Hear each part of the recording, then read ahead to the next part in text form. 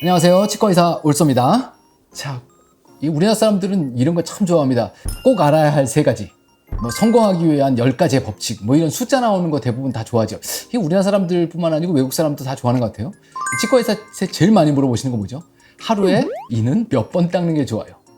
그 다음번에는 이를 닦을 때는 몇 분 동안 닦는 게 좋아요? 그 다음에는 밥 먹고 난 다음에 얼마 지난 후에 닦는 게 제일 좋아요?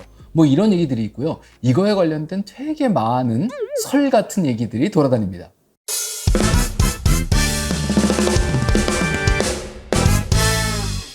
자, 하루에 몇 번 이를 닦아야 되느냐, 이런 측면으로 놓고 보면 제일 중요한 건 왜 닦는가가 제일 중요한 것 같아요. 우리가 칫솔질을 한다는 거 혹은 치간 칫솔을 쓴다는 건 결국은 입안에 생기는 병을 예방하자. 어떻게 해요? 세균을 조절해서. 그러면 우리 입안에 생기는 병이 크게 보면 2가지가 있죠. 하나는 충치고 또 다른 거 하나는 잇몸 질환입니다. 충치는 여러분들 다 아시다시피 이가 망가지는 거예요. 이게 왜 망가지느냐? 산에 의해서 녹는답니다. 산 성분에 의해서 이에서 칼슘 같은 게 계속 빠져나가는 거죠. 그러다 보면 푸석푸석해지고, 푸석푸석해지면 어떻게 되겠어요? 쪽이 떨어져 나옵니다. 그러다 보면 부스러지고 쪽이 떨어져 나오다 보면 구멍이 뚫리겠고요. 그 구멍이 뚫린 자리가 점점 더 커지면 나중에는 아프기도 하고 시리기도 하고, 이제 이렇게 되면 충치구나 이렇게 되는 거죠. 자, 다시 정리해보면 세균에, 산에, 이런 것들에 의해서 이가 파괴되는 게 충치 한쪽입니다. 또 한쪽은 뭐죠? 이는 멀쩡해요. 그런데 이를 잡고 있는 뼈가 다 없어져가지고 이가 흔들흔들하다 빠지는 거, 이게 잇몸 질환입니다. 이 2가지가 발생 기전이 달라요. 자, 이게 왜입니다. 뭘 하려고요? 충치와 잇몸 질환을 예방하려고요. 자, 하나씩 보겠습니다. 충치는 입안에 산이 없으면 안 생기겠죠.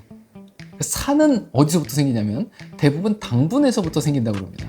그럼 우리가 먹는 것 중에 당분 그리고 산성이 잘 조절돼야만 충치를 예방할 수 있어요. 물론 그 음식물 찌꺼기를 깨끗하게 잘 닦아내는 것도 필요한 부분 중에 하나긴 하지만요. 근데 우리가 먹고 살지 않을 방법은 있는가? 그죠? 뭘 먹어야 살 거 아닙니까? 그러니까 입안에 음식물을 계속 넣어야 되는 거죠. 그럼 넣을 때마다 그걸 계속 쓸어내고 닦아내면 제일 좋아요. 근데 그렇게 살 수는 없죠. 밥도 먹죠? 중간에 간식도 먹죠? 커피도 마시죠? 계속. 그런데 그럼 뭘 먹자마자 계속 이를 닦아라라고 얘기하는 건 치과의사 입장에선 그랬으면 좋겠어요 라고 하지만 저도 그렇게는 못 삽니다. 그렇죠? 그래서 치아에서는 어쩔 수 없이 칼슘이 자꾸 빠져나간대요. 그런데 참 다행스러운 건 그 빠져나간 칼슘이 도로 붓는답니다. 근데 그 붓는데 조금 더 도움을 주고 조금 더 단단하게 이를 만들어주는 거, 그럼 나중에 좀 덜 빠져나가겠죠, 칼슘이. 이런 것들이 치약에 있는 불소에 의해서 일어난대요. 그럼 충치는 뭘로 예방해요? 불소 치약으로 예방한다는 겁니다.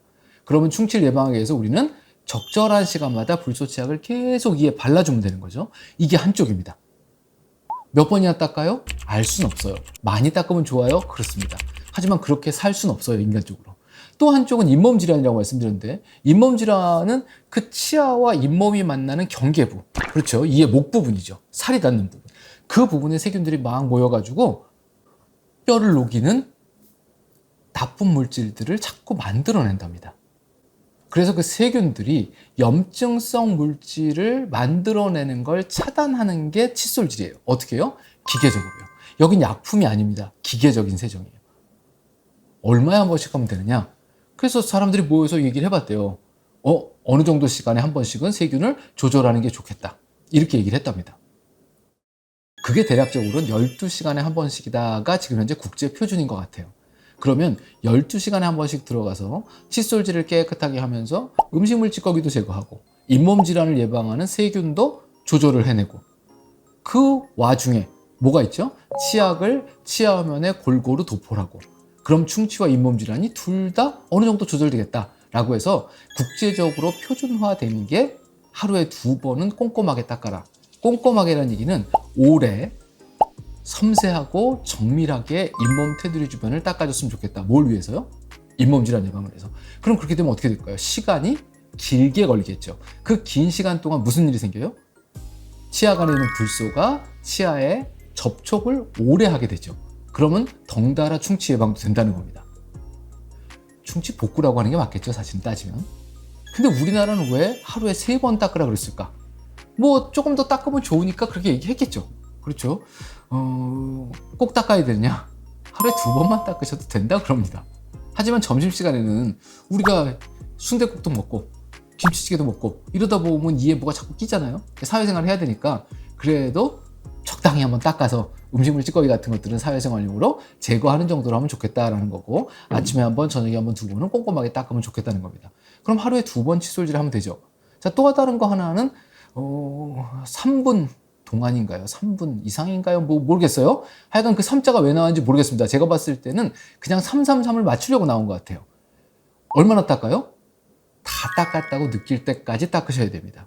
어느 날은 더 오래 걸릴 수도 있고요. 어느 날은 조금 적게 걸릴 수도 있고, 어금니는 좀 오래 걸릴 수도 있고, 앞니는 조금 짧게 걸릴 수도 있어요. 여기서 우리가 알아야 될 건 맨 뒤에 치아를 하나 다 닦았어요. 그러면 이가 다 닦았네? 뽀득뽀득하네? 이제 다음 치아로 넘어가 볼까? 그리고 또 하나를 닦고, 이것도 다 닦인 것 같으네? 또 다음 치아를 닦아보고, 이렇게 이가 다 닦였는지를 알고 다음 치아를 닦는 일이 필요하다는 겁니다. 그동안에 우리는 어떻게 했어요? 막 문질렀어요. 그리고 거품이 막 나면 어떻게 해요? 다 닦였다, 시원하네? 그러고 말았단 말이죠.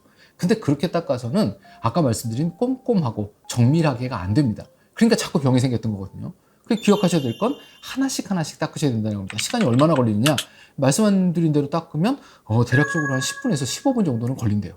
하루에 10분에서 15분 정도를 투자하면 충치와 잇몸 질환을 둘 다 예방할 수 있을 것 같다. 자, 이제 여기까지 두 가지는 그래도 그래 납득할 수 있어 이러는데, 이 다음번에 있는 3분 이내에 관련된 얘기, 그죠? 식후 3분 이내에 닦아라. 언제 산성이 돼서 언제부터 이가 부스러지고 망가지느냐?